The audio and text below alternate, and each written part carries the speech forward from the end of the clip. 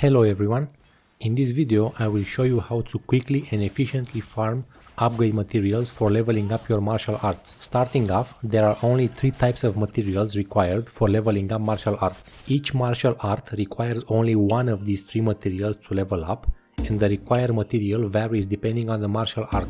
Since there are only 3 material types and 12 martial arts, it means that multiple martial arts require the same material for upgrading. These materials are Pine Resin Ornament, Bluestone Lock, and Tiger Bone Liquor. The number of materials required varies depending on the level of the martial arts. Leveling up from levels 20 to 30 requires 1 material per level, so 10 in total.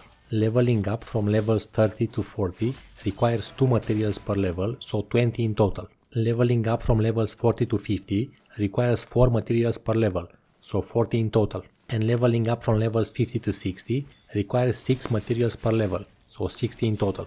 Based on this, we can only assume that subsequent level ranges will require 2 additional materials for each 10 levels.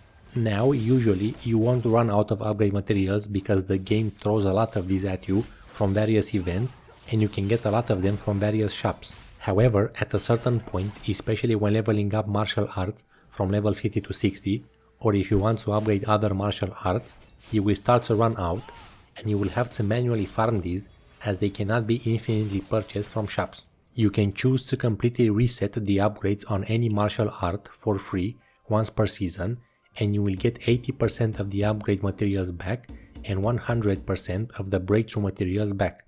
So if you just want to switch from a martial art to the other, you can do this instead of upgrading both of them. However, in the long run, you will want to have all martial arts upgraded, so you can easily switch between builds depending on the content.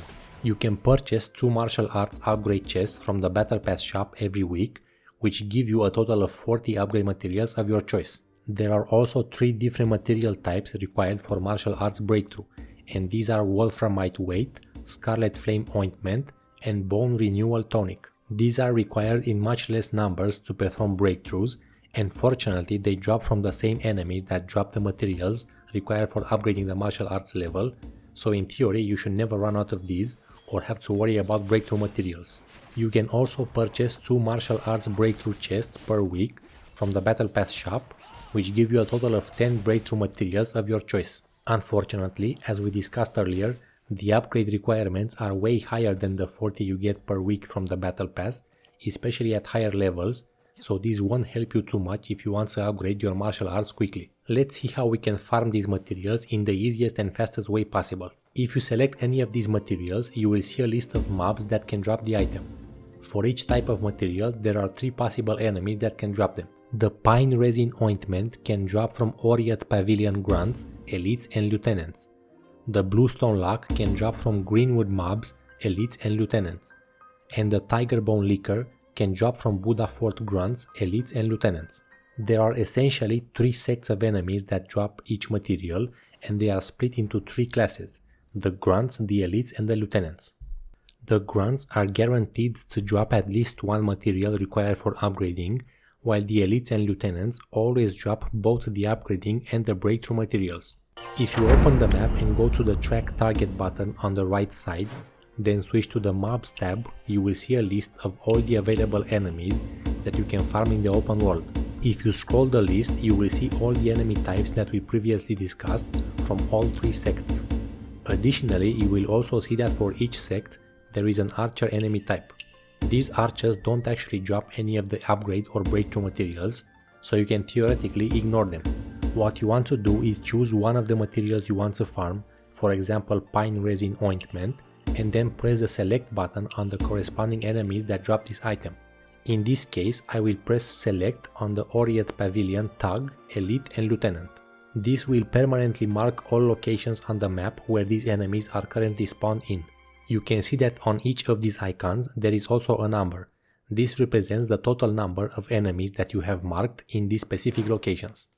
For this reason, and because there are a ton of locations on the map where you can farm enemies, in order to be the most efficient, you want to look for the locations where you see at least 3 or 4 enemies and plan a farming route that will allow you to kill as many of these enemies in the shortest amount of time. There are certain locations on the map where a certain sect of enemies, either the Ornament Pavilion, the Buddha Fort or the Greenwood, will spawn in very large numbers. The best areas to farm Oriat Pavilion enemies are around Palace of Annals in Qinghe, Abandoned Mercy Hall in Kaifang, and a secret hideout in Bodhi below the mountain where there are more than 10 enemies. The best area to farm Greenwood enemies is the whole verdant wild zone in Qinghe, where you can find more than 10 enemy camps and locations. The best area to farm Buddha Fort enemies is, you guessed it, the Buddha Fort zone in Qinghe, and the area around Halo Peak.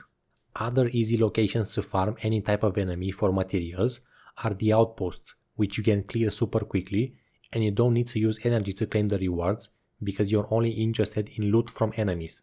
Almost all outposts have a specific type of enemy from a certain sect, and you can easily see this information either by marking that enemy for tracking, or checking the objective of the outpost mission. Once you have cleared all the enemies from a certain location marked on the map, don't forget to also loot their bodies, and then you can check the map to confirm that the number of enemies alive in that location is now showing as 0 and plan your next location. Simply move from one location to the next one that is the closest, trying to avoid teleporting too much in order to not lose time, and you can farm a ton of materials in no time. One other important thing to understand is that enemy camps and enemies you kill on the map will respawn every day after reset, so don't worry about running out of locations to farm. That would be it for this video. Let me know your thoughts down in the comments and if you have a better method to farm these materials. If you found this video helpful in any way, consider dropping a like and a subscribe, because it helps the channel and allows me to make even more videos like this one. Thanks for watching, and I'll see you in the next one.